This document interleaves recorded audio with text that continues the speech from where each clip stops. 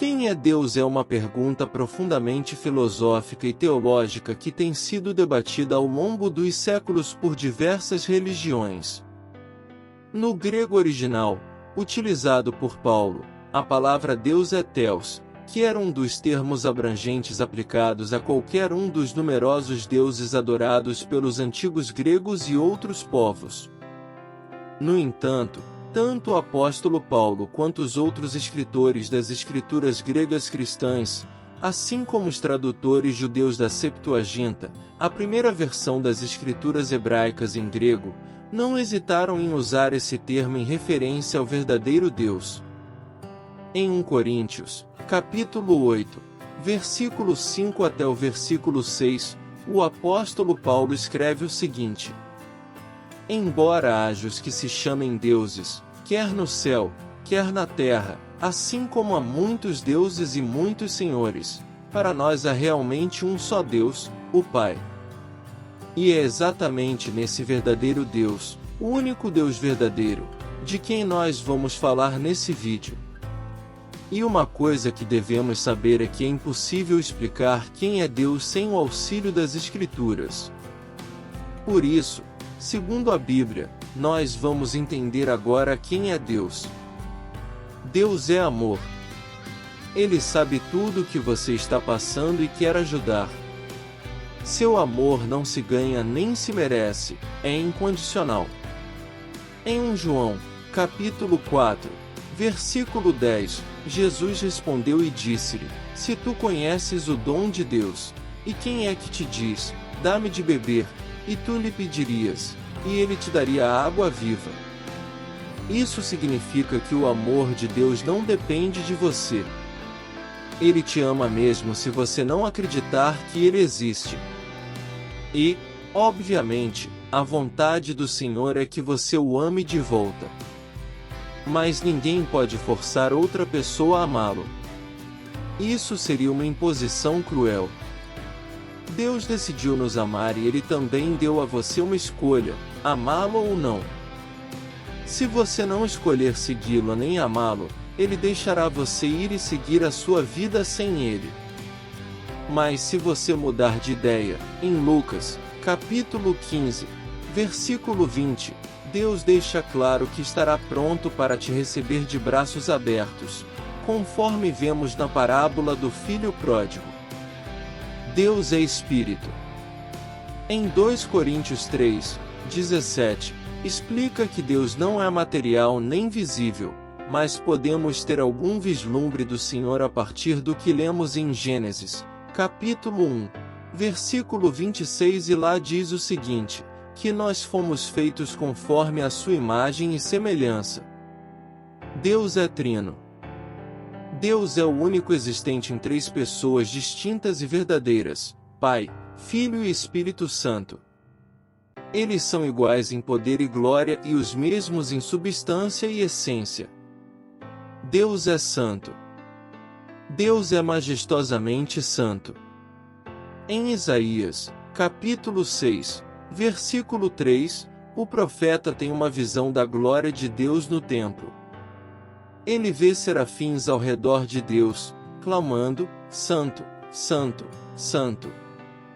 Santo é o Senhor dos exércitos. Isso, sem dúvida nenhuma, é um momento de reverência e reconhecimento da santidade e da majestade de Deus. Ele é impecável e não há nada de ruim em Deus. Ele é totalmente puro e separado do mal. Por isso também nos convida a sermos santificados pela misericórdia dele.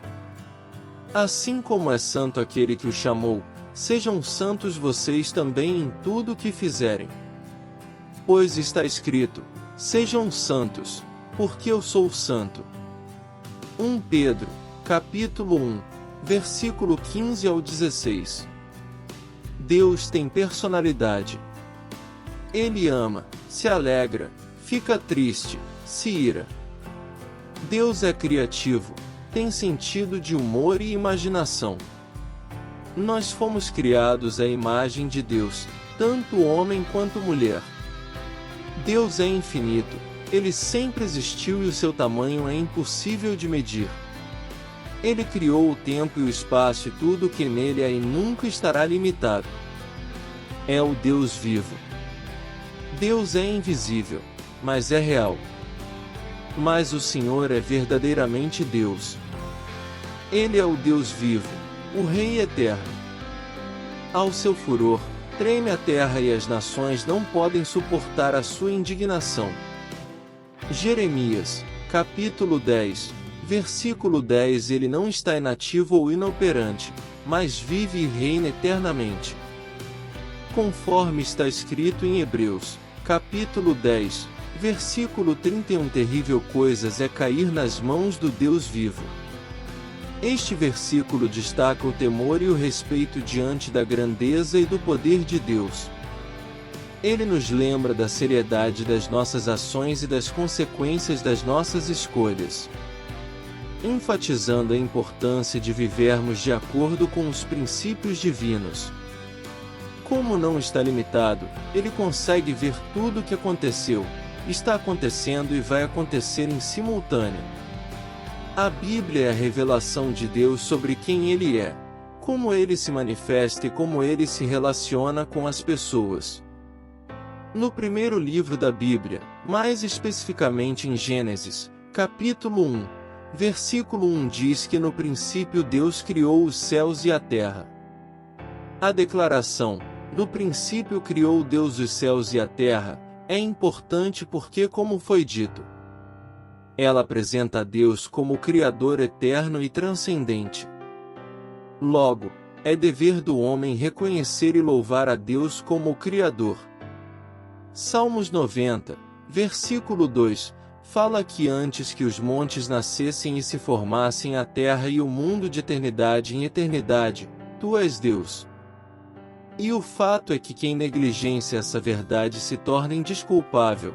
Como podemos ver em Romanos, capítulo 1. Também é maravilhoso saber que mesmo antes do princípio, quando os céus e a terra foram criados, Deus planejou a redenção de todo o povo para si.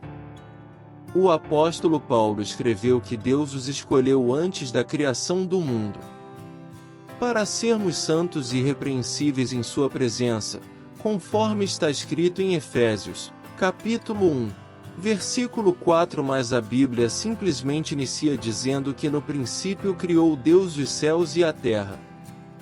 Não houve tensão, não houve qualquer disputa, não há deuses rivais para contender com o verdadeiro Deus. Ele simplesmente criou o céu e a terra através da sua palavra. Isso é realmente incrível. Deus é eterno e antes de iniciar a criação ele sempre existiu. Mas para o louvor da sua glória, nós não sabemos exatamente quando foi esse princípio. E no princípio é a primeira menção do tempo nas Escrituras. Isso também implica na verdade que Deus é o Criador do tempo. E também significa que Deus não usou matéria pré-existente. No princípio Deus criou os céus e a terra com sua autoridade quando nada mais havia além dele.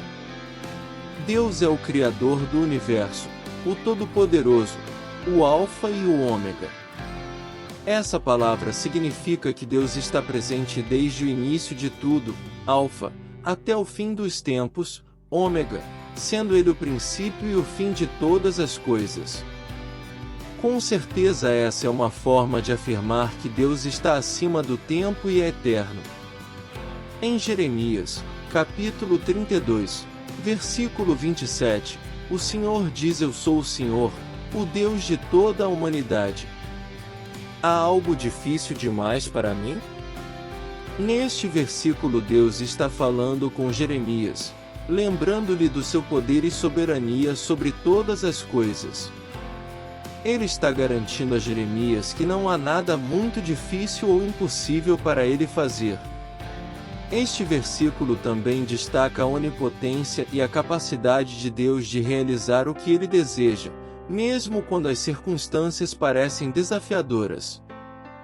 Ainda em Jeremias, só que um pouquinho antes, em Jeremias 32, versículo 17, Jeremias faz uma declaração.